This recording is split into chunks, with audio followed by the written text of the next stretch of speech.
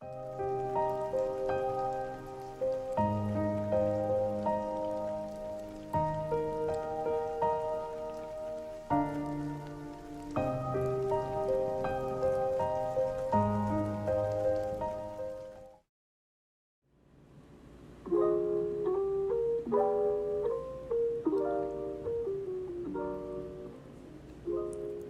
the most part, the waiter left you alone, but as an hour had turned into 2, he offered to take your drink order. It was a fancy restaurant that people didn't go to alone, the type of place that served on quality china with waiters in formal attire. Multiple forks and crystal wine glasses, brimming with chilled Perrier, decorated the linen-garbed tables. Internally, your brain was a mess. A flurry of hurt and betrayal welled inside. It didn't help that the other Patreons were glancing over at you and giving pitiful stares. "No, I'm still waiting for my date. Sorry, he's running a bit late." The waiter hesitantly nodded. "I'll come back as soon as he arrives." In one of the best seats, a beautiful view of the street outside, you distracted yourself by watching people. At least, that was the lie you told yourself. You were actually scouring the crowds for your date. In fact, you didn't pay any attention to the other people. To make yourself look busy, you fiddled with your phone, sending him a few texts of anger and worry. Checking your social media, you got a notification that he had updated. Hungrily, you clicked on the banner. It was a picture of your boyfriend of nearly 5 months, and he was with someone else. A picture of him, not on his way to his date, but at a trashy club, partying with some trashy people. It was all you could do not to burst into tears, or flip the table, or run to the bathroom and be sick. On the verge of a rampage, you slip your cell phone into your crossbody purse and ungracefully stand up.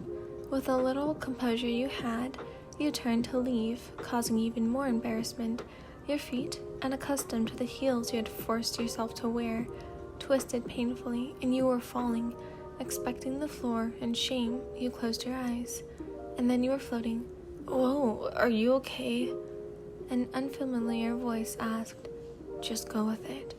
The man's voice whispered in your ear. "I'm sorry I'm late. Please don't leave." He pulls you upright and finally opens your eyes to see the nest of artfully messy black hair and an aggressively handsome face. He convinced you to sit down, and he tucked your chair in, sitting himself across from you. He pulled open his menu and introduced himself. "Kuroo Tetsuroo. I don't know who you've been waiting for such a long time, but he's a real jerk." The waiter returned soon after the man's arrival, with a customer-friendly grin plastered on his face. "May I take your drink order?" I see. So this Oikawa person is a playboy?" Kuroo tactically said, causing a twitch in your heart, more rage and sorrow. "Yeah." You sighed, dabbing the corner of your lip with a cloth of napkin. "Thank you," you said, slowly, meaningfully. "It was nice of you to do this for a stranger." "Well, it would have been a shame if a pretty person like you had gotten all dolled up for nothing." He grinned with the air of a mischievous cat. While you insisted on paying separately for your meals, he ignored you and took the check for himself. He made some sort of excuse about him being the man, or some equally ludicrous nonsense. He was determined to fully carry out his role as your boyfriend this evening, despite you two being mere strangers. As any good gentleman on a date would, he opened the door for you on his way out and led you outside. "I had a lot of fun, and it was really nice." You chuckled. Thinking back to the newly established contact in your phone, you spoke. "Maybe I'll see you around, Kuroo." And then you thought about the recently deleted contact in your cell phone and the breakup, which was surely inevitable, and it made you sad and angry all over again. The bittersweet relationship with you and Oikawa was on its last leg, as it was, and that had been the last straw. You had forgiven enough, and no matter how much he pleads this time, there was no redemption. He stopped you before you crossed the street by calling out, "Hey, do you want to go out again sometime?"